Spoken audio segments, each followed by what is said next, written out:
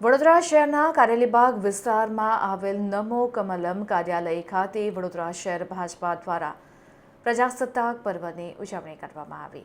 શહેર ભાજપા પ્રમુખ ડોક્ટર જયપ્રકાશ સોનીના હસ્તે ધ્વજવંદન કરવામાં આવ્યું હતું। ભાજપા શહેર સંગઠનના હોદ્દેદારો અને કાર્યકરો આ ધ્વજવંદન કાર્યક્રમમાં ઉપસ્થિત રહ્યા હતા, તો સાંસદ સહિત ધારાસભ્યો પર્વની ઉજવણીમાં સહભાગી થયા હતા। પાલિકાના મેયર, ડેપ્યુટી મેયર, સ્થાયી સમિતિના ચેરમેન સહિત પાલિકાના ભાજપાના નગરસેવકો પણ ઉપસ્થિત રહ્યા હતા। સલામી આમ દો। જનગણ મન અધિનાયક ભારત માતા કી ફરીથી એકવાર નગર પ્રાથમિક શિક્ષણ સમિતિ દ્વારા જે 12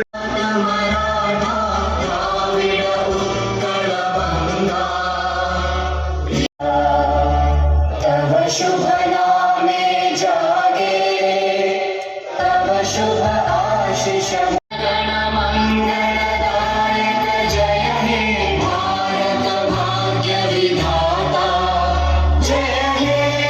વિનંતી કરું કે જેઓ વર્ષોથી આપણા કાર્યક્રમમાં અલિપ્ત છે, એટલા માટે હવે ડૉક્ટર જયપ્રકાશભાઈ સોનીજીને કર્તવ્યનો ભાવ।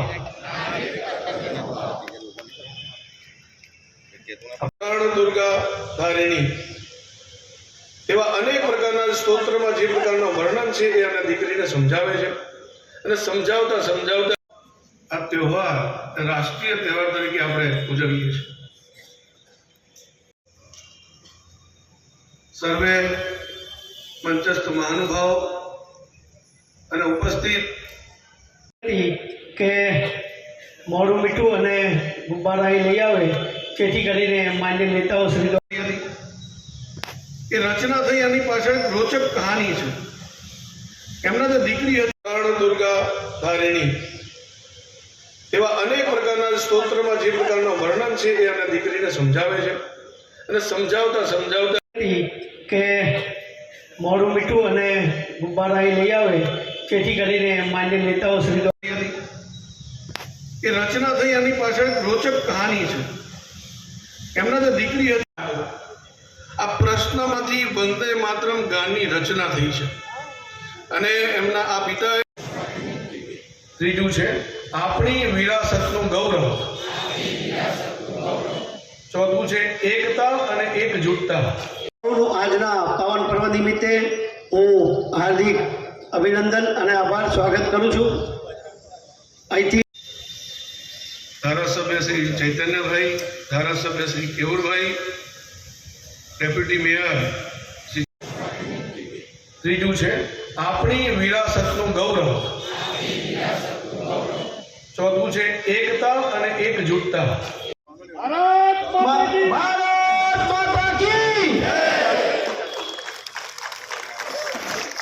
ફરીથી એકવાર નગર પ્રાથમિક શિક્ષણ સમિતિ દ્વારા જે 12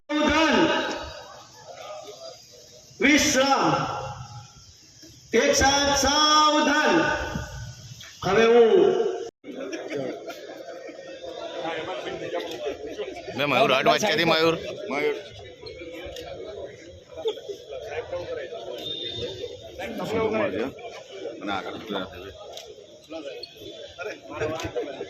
હવે આ કાર્યક્રમના સૌના માધ્યમથી તમામ વડોદરાના અને ગુજરાતના નગરજનોને આ 77મા પ્રજાસત્તાક દિવસની હાર્દિક શુભકામનાઓ પાઠવું છું।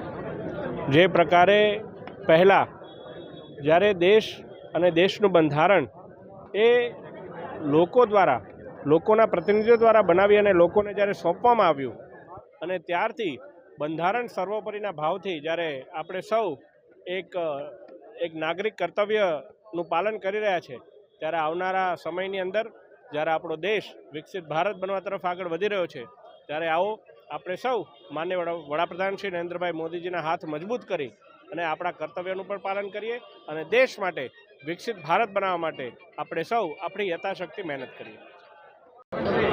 આજે 77માં ગણતંત્ર એટલે કે પ્રજાસત્તાક પર્વ નિમિત્તે દેશભરમાં આની એ બહુ ઉત્સાહથી ઉજવણી થઈ રહી છે।